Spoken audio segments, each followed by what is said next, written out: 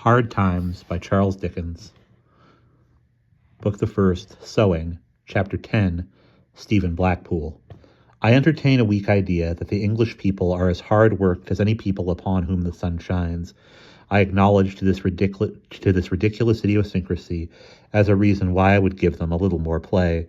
In the hardest working part of Coketown, in the innermost fortifications of that ugly citadel, where nature was as strongly bricked out as killing airs and gases were bricked in, at the heart of the labyrinth of narrow courts upon courts and close streets upon streets, which had come into existence piecemeal, every piece in a violent hurry, for some one man's purpose, and the whole an unnatural family, shouldering and trampling and pressing one another to death, in the last close nook of this great exhausted receiver, where the chimneys, for want of air to make a draught, were built in an immense variety of stunted and crooked shapes, as though every house put out a sign of the kind of people who might be expected to be born in it, among the multitude of Coketown,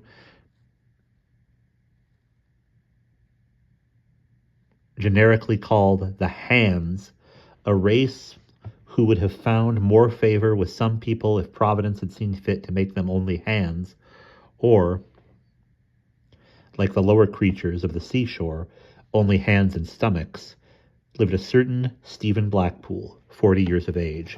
Stephen looked older, but he had had a hard life. It is said that every life has its roses and thorns. There seemed, however, to have been a misadventure or mistake in Stephen's case, whereby somebody else had become possessed of his roses, and he had become possessed of the same somebody else's thorns in addition to his own. He had known to use words a peck of trouble. He had known to use his words a peck of trouble. He was usually called Old Stephen, in a kind of rough homage to the fact. A rather stooping man, with a knitted brow, a pondering expression of face, and a hard-looking head sufficiently capacious, on which his iron-gray hair lay long and thin. Old Stephen might have passed for a particularly intelligent man in his condition, yet he was not. He took no place among those remarkable hands who, piecing together their broken intervals of leisure, through many years, had mastered difficult sciences and acquired knowledge of most unlikely things. He held no station among the hands who could make speeches and carry on debates. Thousands of his compeers could talk much better than he at any time. He was a good power-loom weaver and a man of perfect integrity, and more he was, or what else he had in him, if anything, let him show for himself.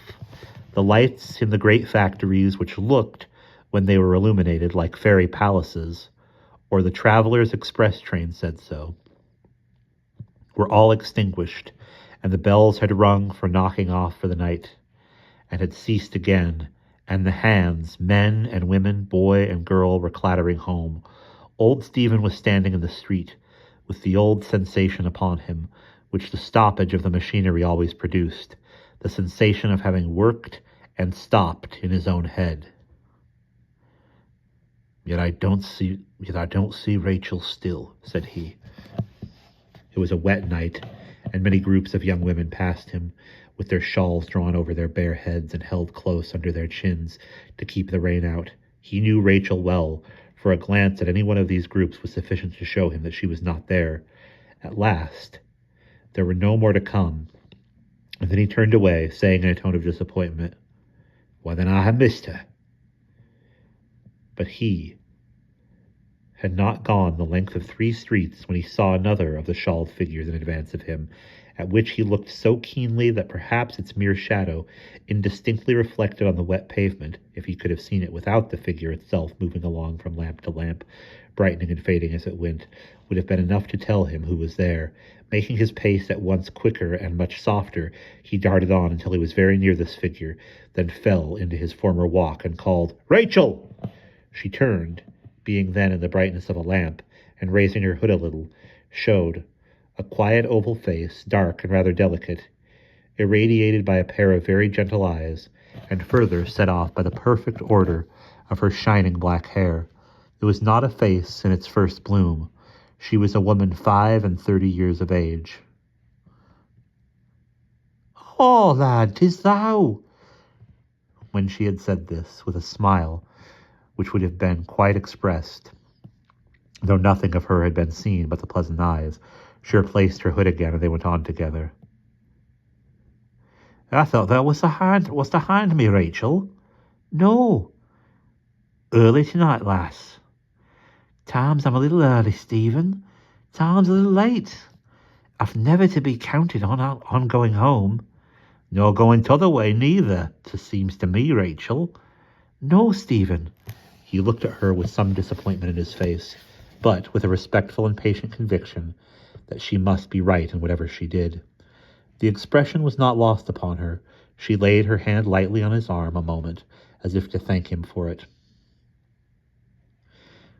"We are such true friends, lad, and such old friends, and getting to be such old folk now." "No, Rachel, thou art as young as ever thou wast."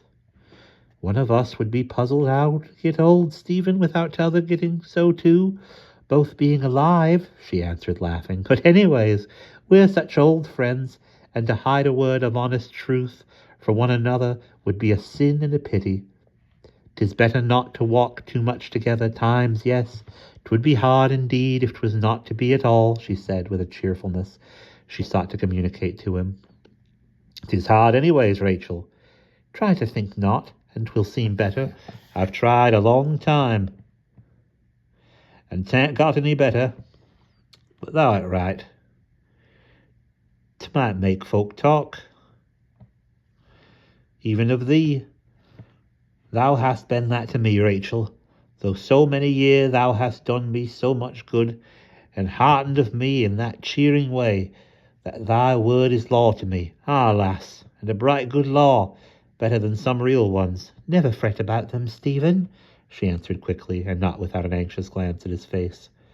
"Let the laws be." "Yes," he said, with a slow nod or two. "Let 'em be. Let everything be. Let all sorts alone.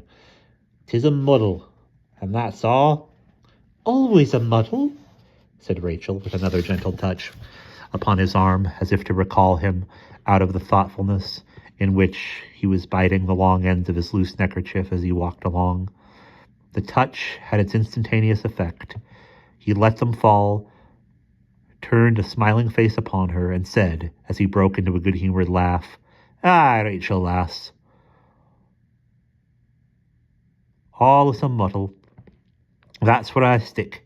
I come to the muddle many times and again, and I never get beyond it." They had walked some distance and were near their own home. The woman's was the first reached. It was in one of the many small streets for which the favourite undertaker, who turned a handsome sum out of the one poor ghastly pomp of the neighbourhood, kept a black ladder, in order that those who had done their daily groping up and down the narrow stairs might slide out of this working world by the windows. She stopped at the corner, and, putting her hand on his, wished him good night. "Good night, dear lass, good night."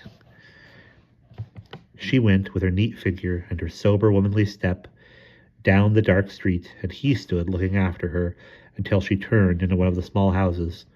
There was not a flutter of her coarse shawl, perhaps, but had its interest in this man's eyes, not a tone of her voice but had its echo in his innermost heart. When she was lost to his view, he pursued his homeward way, glancing up sometimes at the sky, where the clouds were sailing fast and wildly. But they were broken now, and the rain had ceased, and the moon shone, looking down the high chimneys of Coketown on the deep furnaces below, and casting titanic shadows of the steam engines at rest upon the walls where they were lodged. The man seemed to have brightened with the night as he went on. His home, in such another street as the first, saving that it was narrower, was over a little shop. How it came to pass that any people found it worth their while to sell or buy the wretched little toys mixed up in its windows with cheap newspapers and pork. There was a leg to be raffled for tomorrow night. Matters not here. He took his end of candle from a shelf, lighted it at another end of candle on the counter without disturbing the mistress of the shop, who was asleep in her little room, and went upstairs into his lodging. It was a room not unacquainted with the black ladder under various tenants, but as neat at present as such a room could be. A few books and writings were on an old bureau in the corner. The furniture was decent and sufficient, and though the atmosphere was tainted, the room was clean. Going to the hearth to set the candle down upon a round, three-legged table standing there, he stumbled against something. As he recoiled, looking down at it, raised itself into the form of a woman in a sitting attitude. "Heaven's mercy, woman!" he cried, falling farther off from the figure. "Hast thou come back again?" Such a woman! A disabled, drunken creature, barely able to preserve her sitting posture by steadying herself with one begrimed hand on the floor, while the other was so purposeless in trying to push away her tangled hair from her face that it only blinded her the more with the dirt upon it. A creature so foul to look at in her tatters, stains, and splashes, but so much fouler than that in her moral infamy that it was a shameful thing even to see her. After an impatient oath or two, and some stupid clawing of herself with the hand not necessary to her support, she got her hair back away from her eyes sufficiently to obtain a sight of him. Then she sat swaying her body to and fro, and making gestures with her unnerved arm, which seemed intended as the accompaniment to a fit of laughter, though her face was stolid and drowsy. "Eh, lad? What, you're there?" Some hoarse sound meant for this came mockingly out of her at last, and her head dropped forward to her breast. "Back again!" she screeched, after some minutes, as if he had that moment said it. "Yes, and back again, ever and ever so often, back, yes, back, why not?" Roused by the unmeaning violence with which she cried it out, she scrambled up and stood supporting herself with her shoulders against the wall, dangling in one hand by a string a dunghill fragment of a bonnet, and trying to look scornfully at him. "I'll sell thee off again, and I'll sell thee off again, and I'll sell thee off a score of times," she cried, with something between furious menace and an effort at a defiant dance. "Come away from the bed!" He was sitting on the side of it, with his face hidden in his hands. "Come away from the... 'Tis mine, and I've a right to it." She staggered to it. He avoided her with a shudder, and paused, his face still hidden. To the opposite end of the room, she threw herself upon the bed heavily, and soon was snoring hard. He sunk into a chair, and moved but once all that night. It was to throw a covering over her, as if his hands were not enough to hide her, even in the darkness. And that's the end of chapter 10.